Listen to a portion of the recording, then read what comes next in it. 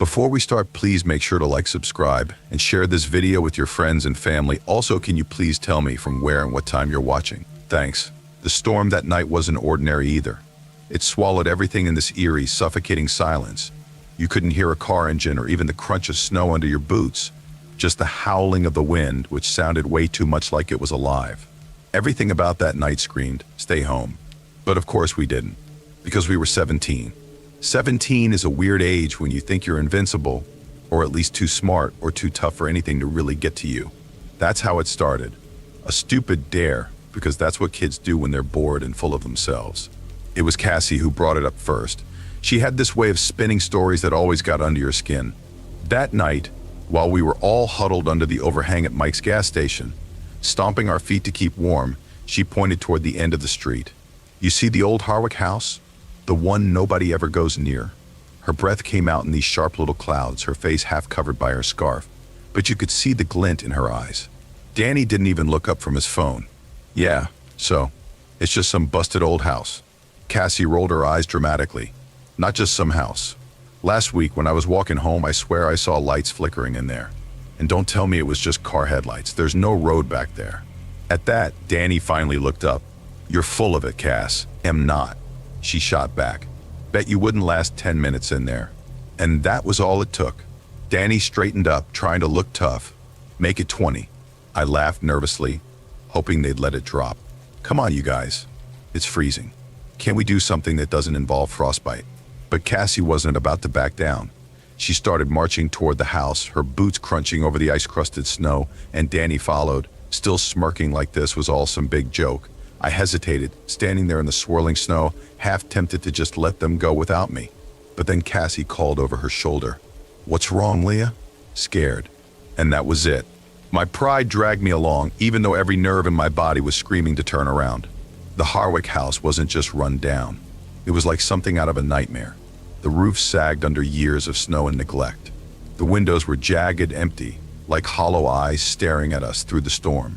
Even the trees around it looked unnatural, their bare branches tangled and clawing at the sky.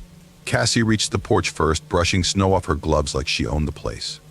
Still think it's just a story? She asked, flashing that infuriating grin. Let's get this over with, I mumbled, pulling my scarf tighter around my face. Danny stepped up, grinning as he shoved the creaking door open. Ladies first, he said, motioning us inside like he was some kind of gentleman. The inside was worse than I'd imagined.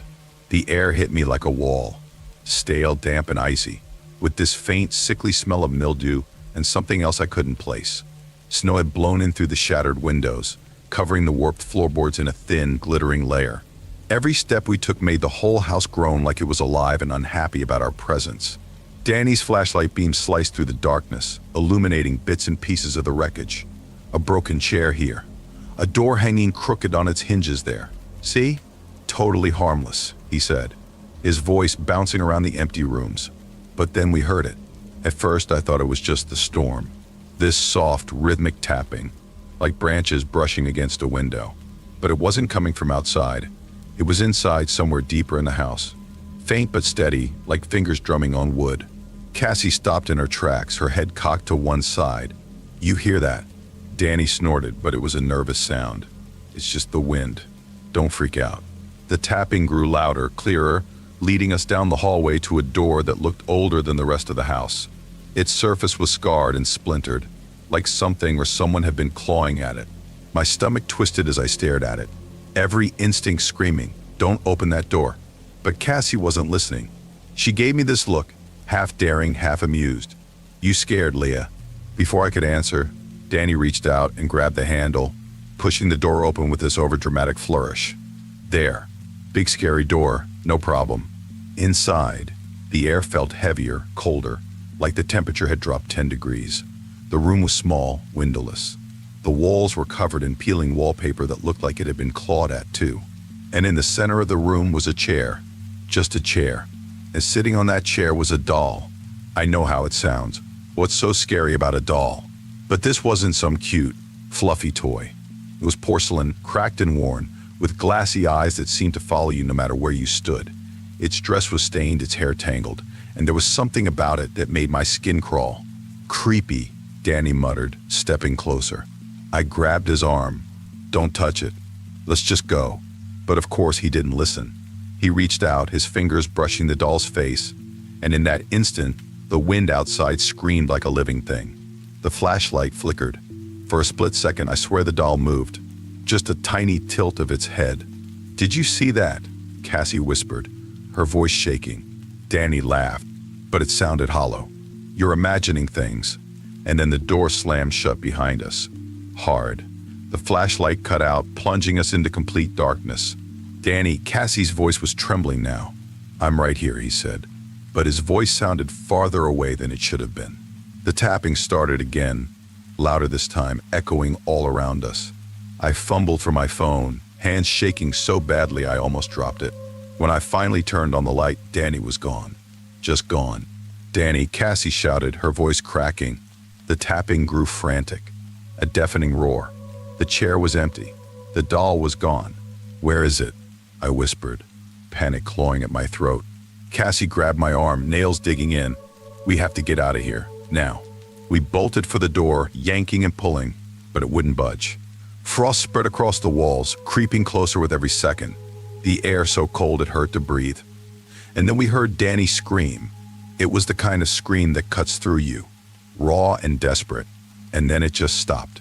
The door swung open on its own, and we didn't wait to question it. We ran, stumbled, slipped, and ran until we were out in the storm. The cold biting at our faces, but I didn't care. I didn't stop until the house was just a shadow in the distance. Danny never came out. The police said he must have gotten lost in the storm, but they didn't believe us about the room or the doll. They didn't find anything. Not Danny, not the chair, not even the door.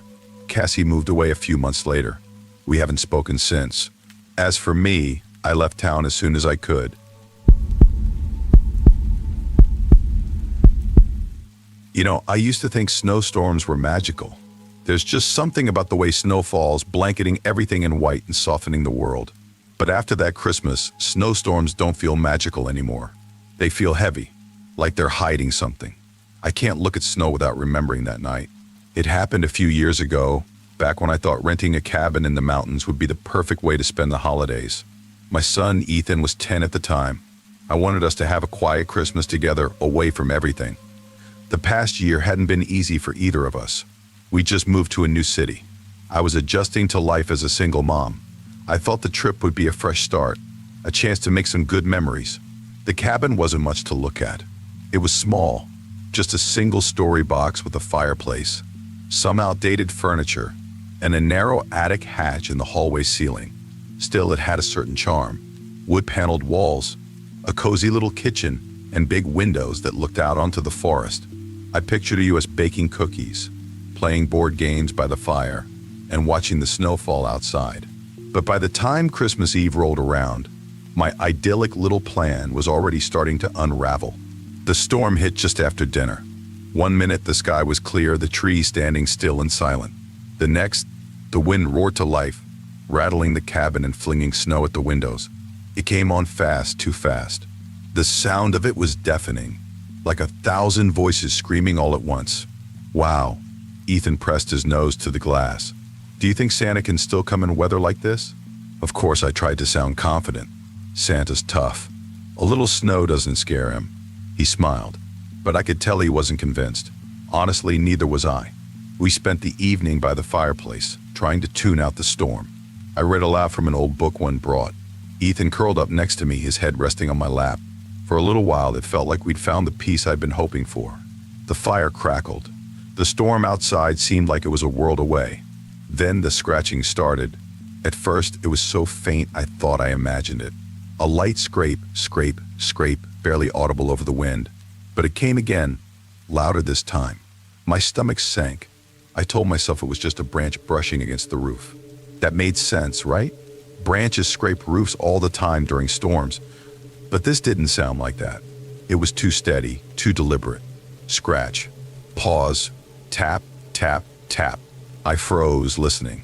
Ethan stirred in his sleep but didn't wake up. I didn't want to wake him. Not for something as silly as a noise. But I couldn't shake the feeling that something wasn't right.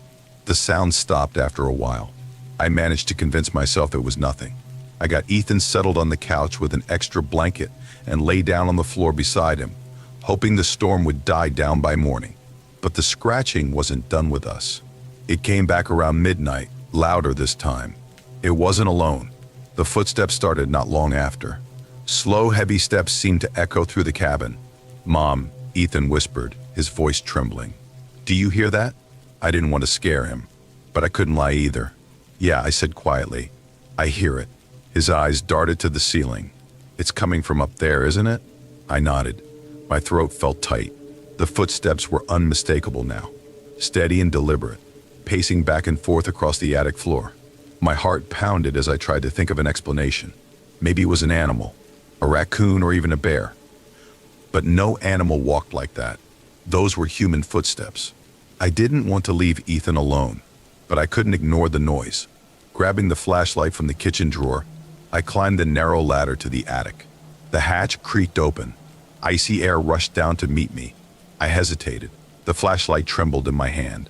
The attic was just as cold and dark as you'd expect. The air thick with dust and the faint smell of mildew.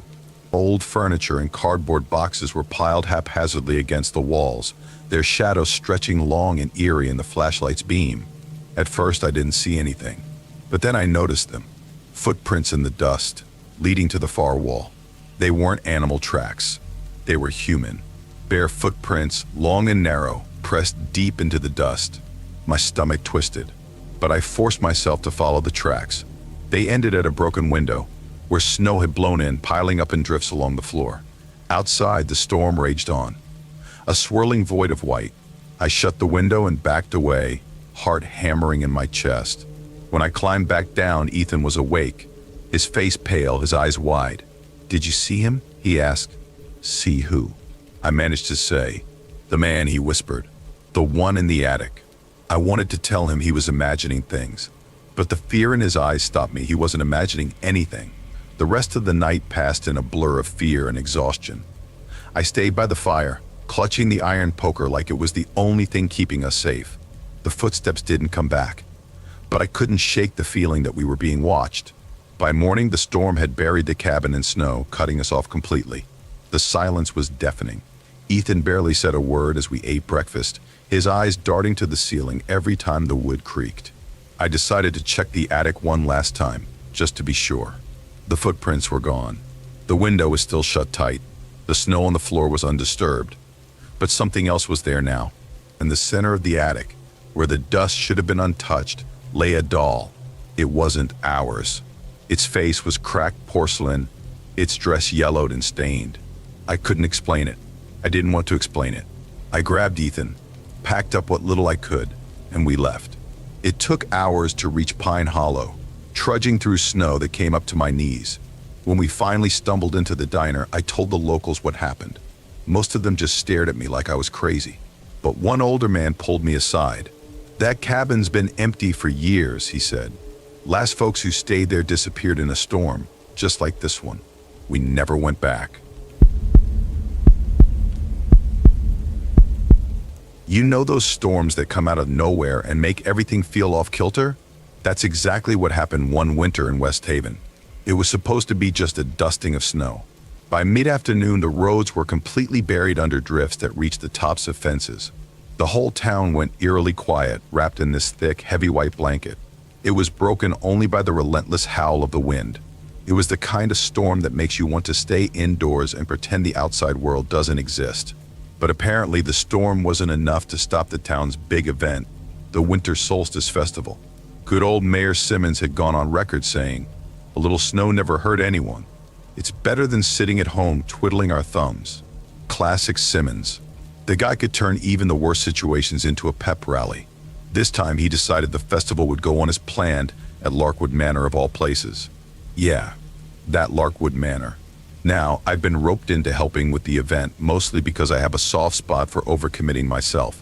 I'd spent the past week helping set up decorations, moving tables, and trying to ignore the way the old house seemed to creak and groan like it had secrets it didn't want to share.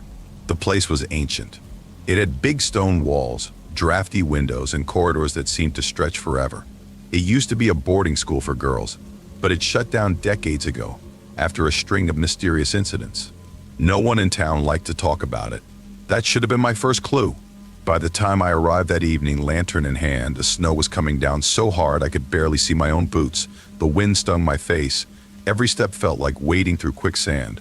When I finally reached the gates, massive iron things half covered in frost, the sight of the manor made me pause. Its windows glowed faintly, warm and inviting, but only if you squinted. Otherwise, the place still looked exactly like what it was, a towering, shadowy beast of a building with a past no one liked to discuss. I pushed open the gates, which screeched like something out of a horror movie, and trudged up the path. The ballroom was already buzzing by the time I made it inside. Families crowded near the massive fireplace. Kids zipped between tables piled high with cookies and cider. A string quartet played holiday music in the corner. The grand fir tree in the center of the room was a sight to behold. It nearly touched the vaulted ceiling and was decked out in glittering ribbons and lights. For a moment, I felt a flicker of relief. Maybe Simmons had been right. Maybe this would be fun. But that feeling didn't last long. The storm outside picked up. The wind slammed against the windows, rattling the shutters so violently that people kept glancing over. Their conversations grew quieter. Then the lights flickered once, twice, and just like that, total darkness. Gasps filled the room. Kids clung to their parents. Someone started lighting candles. Soon the space was bathed in this soft, flickering glow. It should have felt cozy, but it didn't. The shadows seemed sharper, stretching into shapes that didn't quite make sense. I was standing near the tree, talking to one of the caterers, when I saw her. A girl, maybe 9 or 10, stood just outside the candlelight. She was wearing a pale blue dress, the kind that looked like it belonged in an old black and white photo. Her blonde hair hung in damp waves around her face. She wasn't playing with the other kids. She wasn't talking to anyone. She just stood there, staring straight at me with these pale gray eyes that seemed almost empty. "Hey," I called out. "Are you lost?" She didn't answer right away. Her lips moved, but her voice was so soft I could barely hear it over the wind. "Not yet," she said finally. Before I could ask her anything else, she turned and walked toward the east corridor, where the shadows swallowed her up. Now, any sane person would have let her go. But me? No. I grabbed my lantern and followed her. The hallway was freezing. It was colder than it should have been, even for an old, drafty house in the middle of a blizzard. My boots crunched on a thin layer of frost that seemed to have spread from nowhere. Her footprints, small and delicate, led straight to a door at the far end of the hall. When I reached for the knob, I yanked my hand back immediately. It was ice cold, like grabbing metal in the dead of winter. Something about it made my stomach twist, so I turned around and headed back to the ballroom. But things didn't feel right there anymore either. The festive energy was gone. Kids were whispering about a sad girl by the window. Their parents, though they laughed it off, were clearly on edge. Then the sound started. At first, I thought it was just the wind, a high-pitched wailing that rose and fell. As I moved closer to the edge of the room, I realized it wasn't coming from outside. It was coming from the east corridor. I knew I should have ignored it, but something about that sound, the way it tugged at me, low and insistent, made it impossible to walk away. So I grabbed my lantern and went back. This time, the door at the end of the hall was cracked open. A cold draft seeped through the gap. I pushed it open slowly. Inside was a small, dim room. Snow swirled through a broken window, piling on the wooden floor. In the center of it all was the girl, kneeling with her head buried in her arms. Her dress was soaked, clinging to her small frame like it had frozen there. "Hey," I said gently. "Are you okay? Where are your parents?" She lifted her head, and her eyes, those pale, glassy eyes, locked onto mine. "They won't let me go," she whispered. "Who?" I asked, my voice barely above a whisper. Her gaze darted to the far corner of the room. I followed it and immediately wished I hadn't. The shadows there weren't just dark, they were alive. They twisted and writhed like something was trying to claw its way out. The air grew heavier, colder. I couldn't move. "You have to help me," she said, standing up suddenly. Her voice was steadier now, almost commanding. "Take me to the tree." Before I could respond, a deafening crash shook the entire manor. The wind roared through the broken window, snuffing out my lantern. Panicked, I grabbed her hand. It was ice cold, like holding a block of frost. We ran. The sound of scraping footsteps followed us, heavy and deliberate, like something was chasing us. When we burst into the ballroom, the warmth hit me like a wave. The guest stared as the girl pulled me toward the tree. "Here," she said. "It has to end here." She knelt at the base of the tree, pressing her hands to the trunk. The lights flickered, then grew brighter. They lit up the entire room in a warm, golden glow. The air shifted. Somewhere deep in the manor, something let out a long, bone-chilling wail. Then, just like that, it stopped. When I looked down, the girl was gone. In her place was a small silver bell, resting at the base of the tree. I picked it up, my hands shaking. The lights came back on moments later, and people carried on as if nothing had happened. But I couldn't shake it. That bell, it's on my desk now. I look at it sometimes and wonder about that girl, the storm, and whatever it was that stayed behind in Larkwood Manor. The storm wasn't just any storm, it was the kind of snowstorm that catches you off guard no matter how much you think you're ready. The news had warned Briar Ridge to expect heavy snow. By mid-afternoon, heavy felt like the understatement of the century. The roads vanished under thick drifts. The hillside I could usually see from my aunt's window disappeared behind a curtain of relentless white. Her house, perched on the edge of that hill like a lonely sentry, groaned and shuddered against the force of the wind. I had no idea what I'd signed up for. When I decided to spend Christmas at my late Aunt Eleanor's house, I had a vision in mind. Peaceful snowy nights, maybe some hot cocoa by a fire, and a little time to figure out what I wanted to do with my life. I needed that. My parents had refused to deal with Aunt Eleanor's estate. They said the house brought back too many bad memories. They never gave me a straight answer about what those memories were. For me, it was just a task. Clean out the house, make some decisions about our things, and head back to my messy apartment in the city. From the outside, the house wasn't exactly warm and inviting. It loomed. Tall gables reached into the sky like claws. The dark wood siding seemed permanently etched with shadows. It was beautiful in a way, but also deeply unsettling. Even in daylight, the windows seemed to glint with something sharp, almost watchful. The sound of the wind against the eaves made the whole structure creak like it was alive. By the time the power went out, I realized my peaceful retreat wasn't going to happen. I lit a few candles and turned on a flashlight, hoping to make the best of it. I had a little artificial Christmas tree set up in the living room, its battery-powered lights flickering faintly. It was a sad attempt to make the place feel festive. In the growing darkness, even that small glow felt fragile. The storm outside wasn't just loud, it was oppressive. It had a kind of rhythm to it, a wailing, keening sound that made the house feel even more isolated. I couldn't shake the feeling that the storm wasn't just something happening outside. It felt like it was pressing in on me, like it was alive and angry. That's when I found the chest. I'd gone down to the basement in search of an old oil lamp I thought I'd seen earlier. The air was damp and freezing. My flashlight barely cut through the thick shadows. Cobwebs hung from the ceiling like curtains. The smell of mildew was almost overwhelming. I was rummaging through a shelf when my light caught something in the corner. It was tucked away under a dust-covered sheet, like it had been deliberately hidden. The chest wasn't big, maybe the size of a small trunk, but it stood out immediately. Its wood was dark and polished, despite the years it must have spent down there. Intricate carvings covered its surface, patterns of twisting stars and strange, elongated shapes that didn't quite look human. I ran my fingers over the grooves, half expecting them to be rough. They weren't. The wood was warm. Warmer than it should have been in that icy basement. Something about the chest made my skin crawl. I couldn't explain it, but I felt like I was being watched. Like the carvings themselves had eyes. I thought about opening it. I even grabbed the edge of the lid, but I couldn't bring myself to do it. Instead, I backed away, my breath visible in the freezing air, and hurried upstairs. The knocking started that night. At first, I told myself it was just the wind. The storm was still raging after all, and the old house made plenty of noises on its own. But the sound was too deliberate. 3 sharp knocks, a pause, then 3 more. My stomach churned as I sat frozen on the couch, flashlight in hand, straining to hear more. When it came again, louder this time, I grabbed the fireplace poker and crept toward the window. The snow whipped against the glass. The yard was empty. No footprints, no shadows, nothing. And yet the knocking continued. It wasn't coming from the window anymore. It was coming from below. The basement. I tried to ignore it. I really did. But it didn't stop. Each knock was like a hammer against my nerves. By the time I worked up the courage to open the basement door, my hands were shaking so badly that I almost dropped the flashlight. The second the door creaked open, the knocking stopped.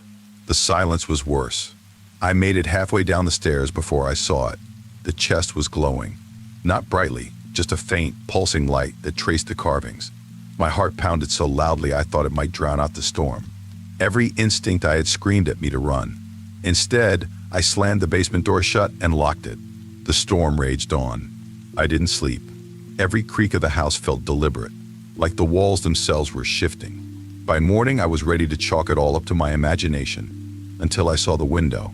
A single word was written in the frost. Leah. I panicked. I threw clothes into a bag, determined to get out of the house, but the front door wouldn't budge. Snow had piled so high against it that I was trapped. Desperate, I turned to Aunt Eleanor's journals, hoping for answers. What I found made my blood run cold. The journals described the chest in detail. It wasn't just a chest. It was a prison. Aunt Eleanor had spent years keeping whatever was inside sealed away, warning anyone who might read her words. Do not disturb it. Do not open it. No matter what it does to tempt you. The knocking became pounding. It wasn't just the basement anymore. It was the walls, the ceiling. Then the whispers started soft at first, like the wind. Soon they were unmistakable. They called my name, over and over, each voice more insistent than the last. I snapped. Grabbing a crowbar, I stormed into the basement. The chest was glowing so brightly now that it lit up the entire room. The carvings shifted and writhed, like they were alive. I hesitated, trembling, but the whispers wouldn't stop. My fingers gripped the crowbar tightly. Before I could think, I wedged it under the lid and pried it open. The world seemed to hold its breath. Then, a rush of freezing air exploded out of the chest, extinguishing my flashlight. I stumbled back as a shadow began to rise. It had no face, just an empty void where its features should have been, but its presence was overwhelming.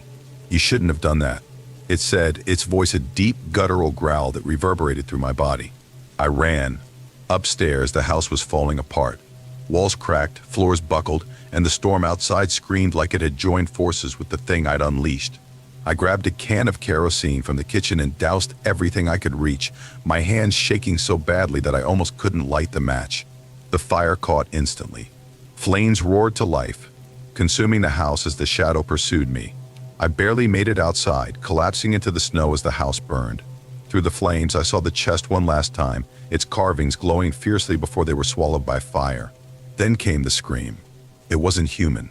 It wasn't anything I'd ever heard before or since. And then silence. I thought it was over. A week later, when the roads finally cleared and the world seemed to return to normal, a package arrived at my door. No return address. Inside was a small wooden ornament, a star, carved with the same twisted patterns as the chest. As I held it, I heard a sound that made my blood run cold. 3 sharp knocks. You know, when I first took the night shift at Pine Haven Lodge, I thought it'd be a breeze.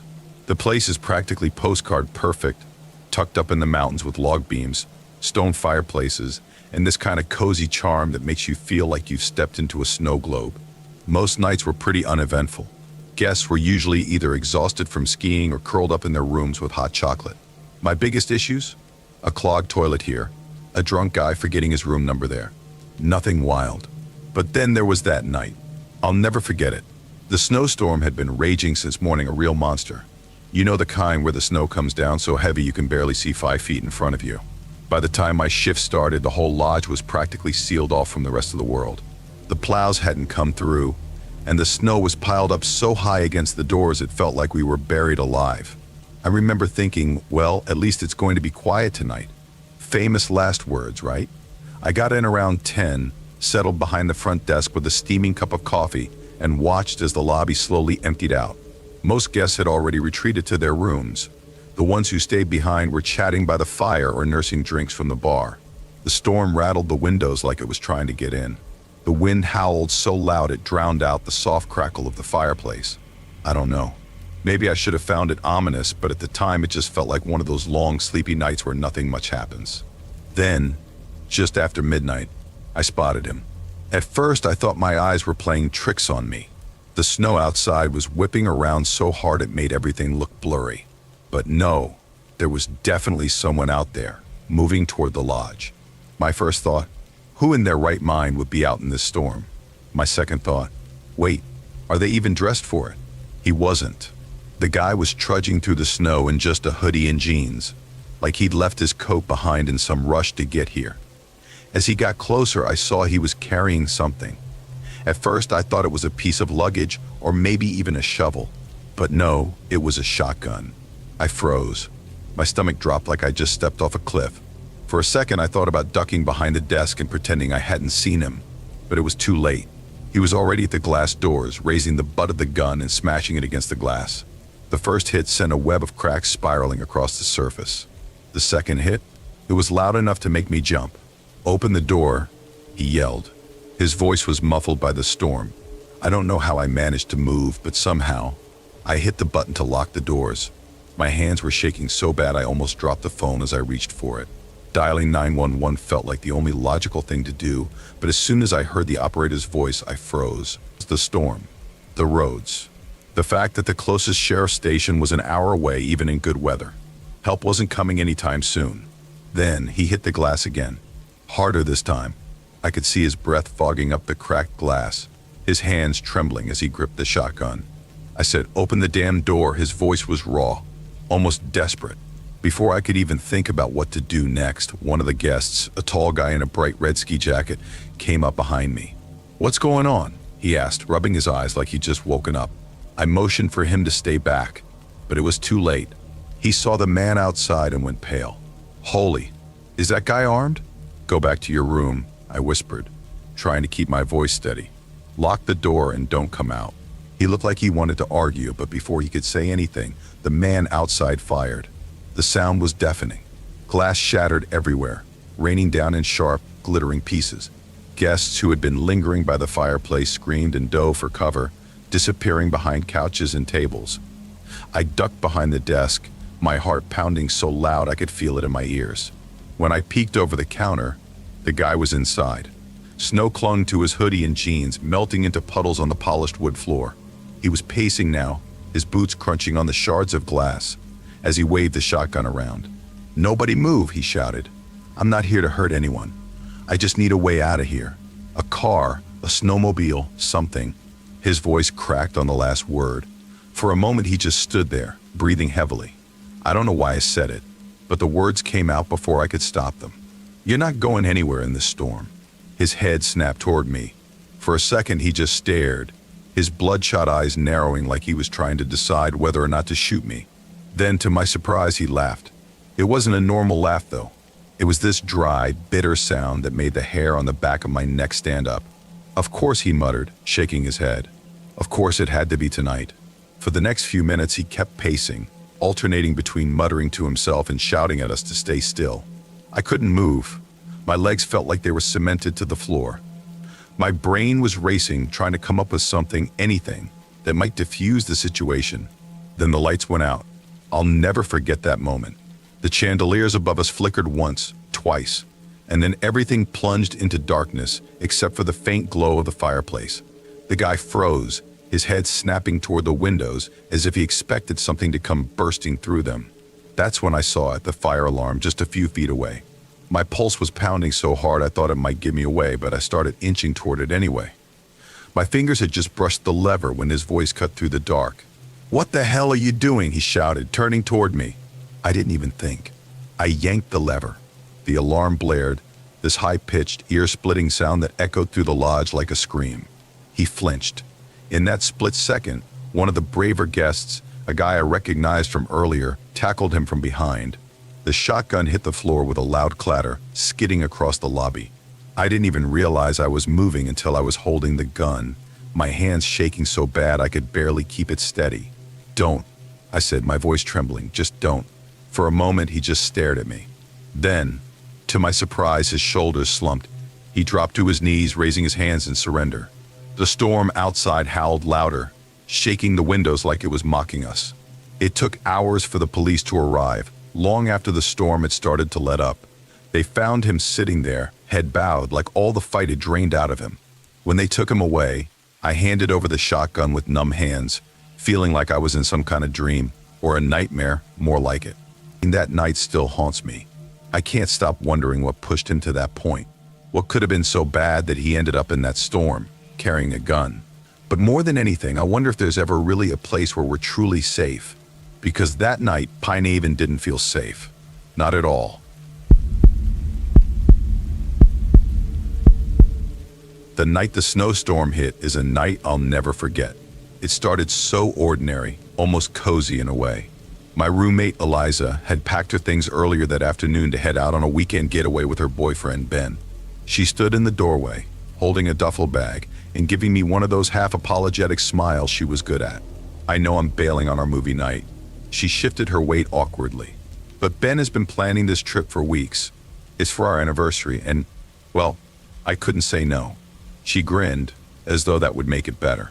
I waved her off with a smile. It's fine. Honestly, it was. A quiet night and sounded kind of nice. You owe me double popcorn next time, though. I tried to sound teasing, not disappointed. She laughed, promised she would. Then she was gone, leaving behind the faint smell of her vanilla perfume and a half-empty bottle of wine on the counter. She had mentioned earlier it was a gift from Ben, though I wasn't sure why she hadn't taken it with her. The apartment felt emptier than usual after she left, but in a good way. Peaceful. Outside, the snow was already coming down thick and fast, blanketing the city in white and muffling all the usual noise. By the time the street lights flickered on, the sidewalks were buried, and even the usual sounds of cars passing by had faded into silence. It was the kind of quiet that felt comforting, like the world had hit pause for a little while.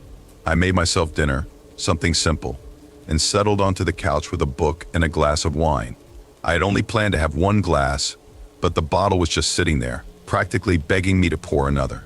The wine was a deep, velvety red, the kind that feels warm as it slides down your throat. Perfect for a night like this. By the time the snow was falling in thick, relentless waves, I had finished my second glass and was feeling pleasantly drowsy. My body had that relaxed, heavy warmth that comes with a good wine buzz. I remember thinking how nice it was to just sit there, cocooned in the soft glow of the fairy lights Eliza and I had strung up months ago. It was one of those rare, perfect moments where everything feels right. Until it didn't. The change came so fast it was like someone had flipped a switch. 1 second I was fine. The next my head was spinning so hard I couldn't see straight. My stomach churned, a sharp, violent wave of nausea that had me gripping the edge of the couch. The room tilted, and I nearly fell as I tried to stand up. Panic flared as I stumbled to the kitchen sink, grabbing onto the counter to keep from collapsing. I splashed cold water on my face, but it didn't help. If anything, the dizziness got worse. My vision blurred, and my limbs felt like they were filled with lead. Every instinct I had was screaming at me. Something was wrong. I barely made it to my bedroom before my legs gave out. I collapsed onto the bed, fumbling for my phone on the nightstand. My fingers felt clumsy, like they didn't belong to me, and I couldn't get the screen to unlock. My thoughts were growing sluggish, slipping through my mind like water through a sieve. I don't know how long I lay there, sinking into the mattress as darkness closed in. It felt like hours, but it could have been minutes. All I know is that when I finally woke up, it wasn't the storm outside that startled me. It was the sound of voices, faint, muffled voices, just outside my bedroom door. At first, I thought I was imagining things. The fog in my brain was still heavy, and the sound seemed distant, almost unreal. But as I lay there holding my breath, the words became clearer. "She's out," a man's voice said. "Ben, you're sure?" That was Eliza. Her voice was low, almost nervous. "She drank most of it," Ben replied. His tone was calm, matter-of-fact. Somehow that made it even more terrifying. The wine. They were talking about the wine. My heart started pounding so hard I thought they'd hear it. I didn't understand what was happening, why they were there, or what they wanted.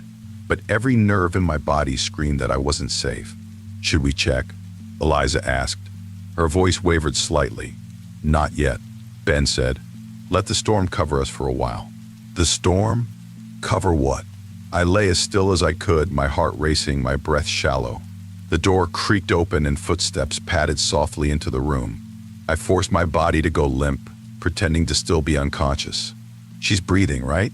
Eliza whispered. Her voice was shaky. "Of course," Ben hissed. "She's out cold. Just give it time." I felt his fingers on my wrist, checking my pulse. The touch made my skin crawl. but I didn't move. After what felt like an eternity, they left, shutting the door behind them. The second they were gone, adrenaline kicked in. My body felt heavy and sluggish, but I managed to reach for my phone. My fingers trembled as I typed out a message to the first person I could think of, Leah, a coworker I barely knew but who seemed trustworthy. My apartment. That was all I could manage before my hands gave out. I clutched the phone to my chest, praying she'd see it and do something. The minutes that followed felt like hours. The storm outside howled louder, rattling the windows, and then the power went out, plunging the apartment into darkness. I heard them again, moving around in the hallway, whispering. "Grab the shovel," Ben said. His voice cut through the silence like a knife. "Are you sure?" Eliza asked. "Yes, we have to finish this before morning." My breath caught in my throat as their footsteps approached my bedroom door again. Just as I thought they were about to come in, a loud knock echoed through the apartment. Police. The tension shattered like glass. I bolted upright as the front door burst open, flashlights cutting through the darkness. Ben and Liza froze in the hallway, caught like deer in headlights. The rest of the night was a blur. The cops separated us immediately. They found a small vial in Eliza's coat pocket, something they later identified as a sedative. Tests confirmed traces of it in my system. The next day, I packed up everything I could carry and left the apartment for good. Eliza and Ben disappeared into a storm of police reports and court hearings. To this day, I don't know what their plan was, and I don't want to. The wind was relentless that night, like it had something to prove. Every few seconds, it slammed into the cabin, rattling the windows in their frames with a fury that made me jump every time. Snow piled up outside, higher and higher, until it seemed like the whole cabin might just vanish into the blizzard. If I hadn't known better, I'd have thought we were the last two people left in the world. "This is fine," Maya said. She was stretched out on the sagging old couch like we weren't stuck in a scene straight out of a bad survival movie. She had a half-empty mug of cocoa balanced on her stomach and was absently tapping her fingers against it, as if trying to drown out the sound of the storm. Storms like this always blow over. We're just being dramatic. Maya always had this way of brushing things off, making you feel like you were the one overreacting. It worked on most people. Heck, it worked on me half the time. But not that night. Not with the way my stomach twisted every time the wind screamed, or how the hairs on the back of my neck stood up like I was being watched. I pulled the blanket tighter around me, trying to get comfortable, but the cabin was freezing. "I don't know," I said, staring at the frosted windows. "It feels different. I swear I heard something earlier." "Yeah?" Maya didn't even look up from her phone. Not that it was working. There wasn't any Wi-Fi, and the storm had knocked out the power hours ago. Still, she kept checking it, probably hoping for some kind of miracle. "Like what?" she added after a long pause, sounding bored. I hesitated, feeling a little ridiculous. "Like scratching." It got her attention. She looked up, one eyebrow raised, and for a second, I thought she might laugh. Instead, she let out a dramatic sigh and shook her head. "It's the wind. Or a branch or something. You're freaking yourself out over nothing." Maybe I mumbled, but I didn't believe it. The sound hadn't been random, like the wind clawing at the walls. It had been rhythmic, deliberate. I didn't know how to explain it without sounding like I'd completely lost it. For a while, we just sat there in silence. The only sound was the muffled roar of the storm outside. I kept glancing at the windows, trying to convince myself I wasn't hearing anything. But then it came again. Faint, but clear. Scratch, scratch, scratch. "Maya," I said, my voice barely more than a whisper. She groaned. "What now?" I heard it again. The scratching. This time she rolled her eyes so hard I thought they might get stuck. "It's the wind," she said, dragging the words out like she was talking to a particularly dim child. "Do you want me to go out there and fight it?" I ignored her, my eyes fixed on the back door. The snow was so thick on the glass that I could barely make out the porch, but my gut told me something was out there. I could feel it, even if I couldn't see it. "Maya," I said again, more urgently this time. Her smirk faltered just a little. She sat up, setting her mug on the floor. "All right, fine, you want me to check it out? I'll check it out. But when it turns out to be a squirrel or something, you owe me pizza." She grabbed her phone and switched on the flashlight, the beam cutting through the shadows like a lifeline. I stayed where I was, clutching my blanket like it might actually protect me from whatever was out there. Maya disappeared into the hallway, her footsteps creaking against the old wooden floorboards. For a while I could hear her moving around, muttering to herself about paranoid people. But then, everything went quiet. Too quiet. "Maya?" I called, my voice shaky. No answer. And then I heard it. A low, deliberate tapping. Not from the back door this time, but from the window right next to me. My breath caught in my throat. I didn't want to look. I really didn't want to look. But of course I did. The flashlight in my hand shook as I turned it toward the window. Nothing. Just the snow, thick and heavy against the glass. I let out a shaky breath, trying to convince myself it was all in my head. But before I could relax, Maya's voice came from the kitchen, low and tense. "Come here. Now." I stumbled to my feet, my heart racing as I followed the sound of her voice. She was standing by the back door, her phone held up like a shield. Her face was pale, her eyes wide and unblinking. "What is it?" I asked, my voice barely more than a whisper. She didn't answer right away. Instead, she pointed to the frosted glass. "Look," she said, her voice cracking. At first, I didn't see it. It was just a smudge, faint and almost lost in the frost. But as I stepped closer, my stomach dropped. It was a handprint, pressed against the outside of the glass. "That's not possible," I said, my voice trembling. "No one could be out there. Not in this." Maya didn't respond. She just stared at the glass like it might shatter if she moved. And then from the living room, we heard it. A crash, loud and sharp, like something heavy had fallen. We both froze. For a moment, neither of us moved, too scared to even breathe. Then Maya grabbed my arm, her nails digging into my skin. "We need to leave. Now." I hesitated, glancing at the front door. "Into the storm. Are you crazy?" She didn't answer. She just pulled me toward the door, her grip iron tight. But before we could reach it, another sound stopped us in our tracks. A heavy, deliberate thud, like footsteps. We turned, and that's when we saw it. A figure stood in the shattered living room window. At first, it was just a shadow, barely visible in the dim light.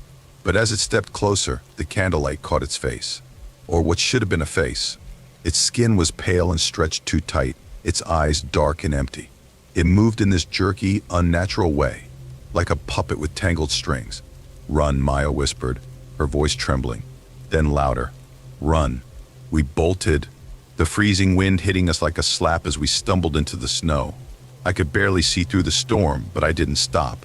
Somewhere behind me, I could hear Maya struggling to keep up, her breath coming in short, ragged gasps. Somehow we found the car. The doors were frozen shut, but Maya slammed her shoulder against the driver's side, and it gave way. We scrambled inside, locking the doors and huddling together as the engine sputtered to life. The headlights cut through the storm, illuminating nothing but swirling snow. We sat there, shivering and silent, until the first light of dawn began to break through the clouds. When we finally worked up the courage to go back to the cabin, it was empty. No sign of the figure. No footprints in the snow. Just the shattered window and that single handprint on the glass, like a warning. We never talked about it after that. I never thought I'd be the type to swipe through a dating app. I mean, for most of my life, I didn't even know what a dating app was. My life used to be so neat, so predictable. I had my job, my friends, a husband I thought I could trust, a husband I thought I knew. 5 years of marriage had lulled me into this comfortable routine. I felt like I had life all figured out, but as it turns out, I didn't know him at all. It wasn't just one affair. That would have been bad enough. No, he had an entire secret life, a whole network of lies built around meeting strangers online. Men. When I found out, it wasn't just betrayal. It felt like my entire world had been flipped upside down. Who was this person I'd shared my life with? The divorce that followed was brutal, not just legally but emotionally. Every step felt like reopening a wound that hadn't even started to heal. After that, I swore off dating entirely. I told myself I didn't need anyone, that I'd never let myself trust someone again. The idea of putting my heart back out there felt like asking for a disaster. I wasn't interested, not even a little bit. But my friends, they had other ideas. They weren't exactly subtle about it either. One cold November evening, we were all sitting around at my apartment, nursing glasses of wine and catching up. "Amelia," my best friend Claire started, her tone dripping with mischief. "You've got to get back out there." "Absolutely not," I replied. already knowing where this was going. "Come on," she pressed, giving me that look she always used when she was about to talk me into something ridiculous. "It doesn't have to be serious. Just like see what's out there." "You know what's out there?" I said dryly, swirling my wine glass. "Lying, cheating assholes." Claire wasn't deterred. Neither were the others. Before I knew it, they had my phone in their hands, setting up a profile for me on some app I'd never even heard of. "Just trust us," Claire said as she typed, ignoring my protests. "We'll make it amazing." They handed me back my phone like it was a gift I should be thanking them for. I wanted to delete the app immediately, but they'd already taken a ridiculous amount of effort picking the photos and crafting the bio. Against my better judgment, I left it there, unopened, like a ticking time bomb. Weeks passed and I forgot about it, or tried to anyway. But then, the first snowstorm of the season hit. You know the kind. The kind that turns the world into a quiet, frozen wonderland while trapping you indoors. The wind was howling, rattling the windows like it was trying to get in.